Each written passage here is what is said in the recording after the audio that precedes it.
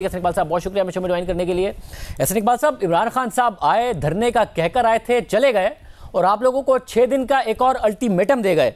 मगर उससे पहले खबरें आ रही हैं कि आपकी कल मुलाकात हुई जिसमें आप भी थे जिस डेलीगेशन में, और दूसरी तरफ से शाह महमूद कुरैशी, असद उमर और परवेज खटक थे। क्या दुरुस्त है कि कल सुबह आप लोगों की मुलाकात हुई है कल दिन में? जी देखिए, ये क्योंकि अब ये बात ओपन हो चुकी है, ये हकीकत है कि हमारी एक मीटिंग हुई थी और इसमें पीटीआई की लीडरशिप का इनिशिएटिव था कि वो मिलना चाहते हैं। तो हमने हमेशा एक पॉलिटिकल सॉल्यूशन को वेलकम किया है और इससे पहले मैं गालबन आपके प्रोग्राम में या दीगर प्रोग्रामों में ये बात कह चुका हूँ कि पीटीआई को हट धर्मी की सियासत छोड़नी चाहिए और उन्हें कौमी असम्बली में कम अज़ कम जो इंतखाबी इस्लाहात की पार्लिमानी कमेटी है उस तक आकर अपना किरदार अदा करना चाहिए। और जो ये मैना मानू की सियासत है ये उनको कहीं नहीं लेके जाएगी। और आपने कल देखा है कि जिस अंदाज में पाकिस्तान के अवाम ने उनकी मनफी सियासत को मुस्तरद किया है वो उनके लिए आई ओपनर होना चाहिए। तो कल मीटिंग में भी हमने उन्हें यही प्रेस किया था कि अगर आपका मसला इलेक्शन है तो यकीनन इलेक्शन के साथ एक जुड़ा हुआ मसला उतना ही अहम है कि हमें इलेक्टोरल रिफॉर्म्स को कौमी इत्तफाक राय के जरिए करना है ताकि अगले इलेक्शन गैर मुतनाज़े हों।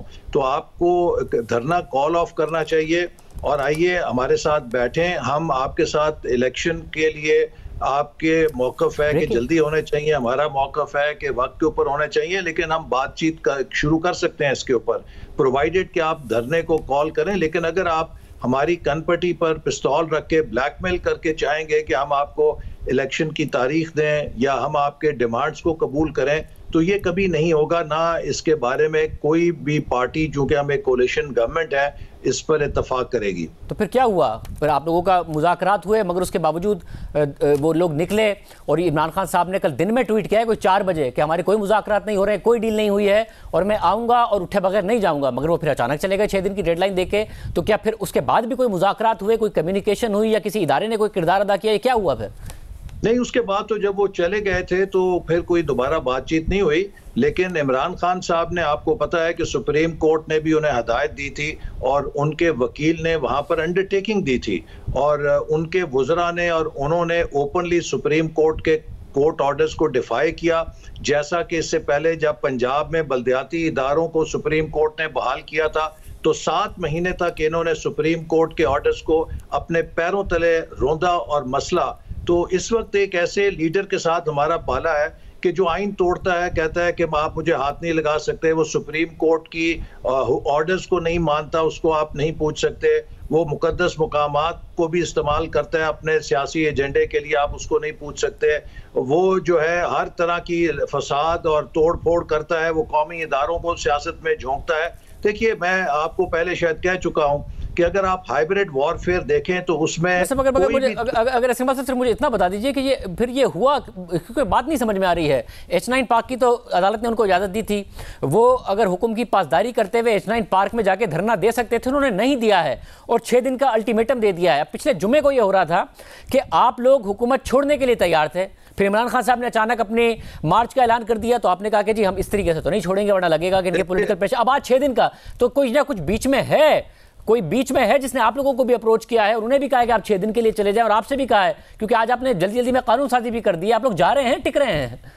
देखिए, आज आपने देखा है कि वजीर आजम ने बहुत वाज़े तौर पे कहा है कि हम जो अपनी मुद्दत को पूरा करेंगे, इसलिए कि देखिए अगर 4 सालों के मलबे को हमने उठाना है, इस वक्त सूरत हाल ये है कि पाकिस्तान को खुद पीटीआई के अपने मैनेजर्स जो हैं और उनके वुज़रा ये कह चुके हैं, एतराफ़ कर चुके हैं कि वो पाकिस्तान को दिवालिया करके जा चुके हैं।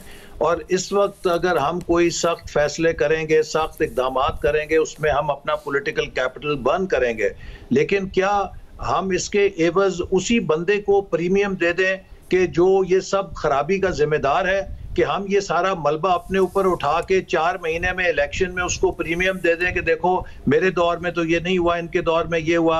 अगर हम ये मुश्किल फैसले करेंगे तो हम ये भी चाहेंगे कि हम फिर चीज़ों को कंसोलिडेट करें 1 साल के अंदर और जो भी कोई हमारा पॉलिटिकल कैपिटल कंज्यूम होता है हम उसको रीगेन भी करें ताकि हम लोगों को कुछ ना कुछ नताइज निकाल के दिखा सकें। तो आप अगर के साथ क्यों कह रहे हैं? आप ये कहें कि हमने मुश्किल फैसले करने का कर लिया है फैसला और हम रुक रहे हैं, आप अगर क्यों कह रहे हैं कि अगर करेंगे तो फिर ये करेंगे?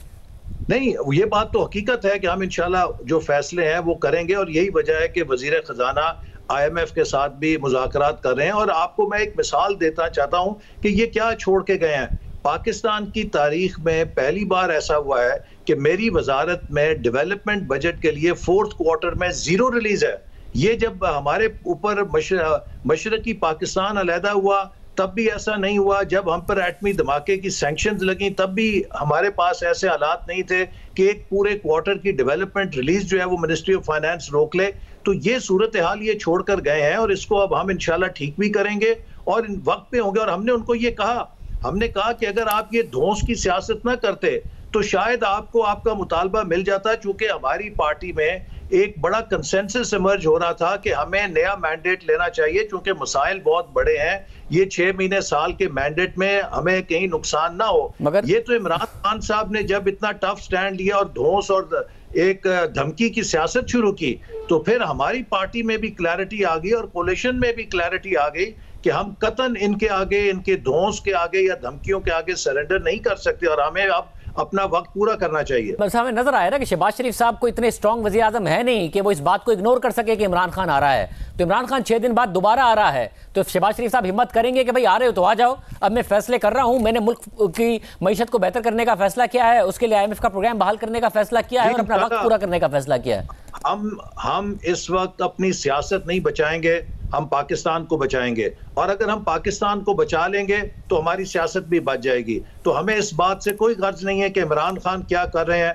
हमने इमरान खान को उनके हाल पे छोड़ दिया है। इमरान खान ने साबित कर दिया है कि सिवाय उसके पास मनफी सियासत के, गालियां निकालने के, कीचड़ उछालने के, सड़कों के ऊपर परेड करने के, he has no vision beyond dharnas. तो इसलिए अब I think we have to stop worrying about him और हमें अपने मुल्क के मसाइल को हल करने की तरफ तवज्जो देनी चाहिए। मगर उसमें एक और फैक्टर भी है जो आपका डर था कि जो इदारे हैं, जो न्यूट्रल्स हैं, आप ऐसा ना हो कि आप मुश्किल फैसले करें उसके बाद न्यूट्रल्स आपको चलता करें, तो वो डर भी नहीं है आपको कि आप मुश्किल फैसले करें, IMF का प्रोग्राम बहाल कराएं और उसके बाद 3-4 इत्तेहादी पीछे से निकल जाएं?